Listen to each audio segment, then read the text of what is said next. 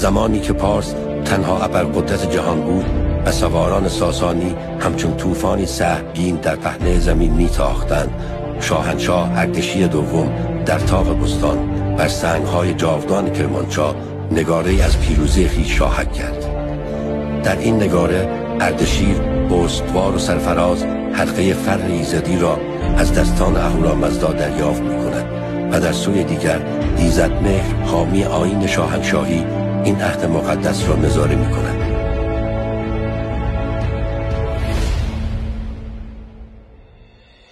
اما در زیر گام‌های اردشیر دوم جولیانوس امپراتور روم به خواب افتاده است، همان که با سپاهی عظیم به مرزهای ایران تاخت به امید آنکه پرچم پارس را از بلندای شکوهش پایین بکشد.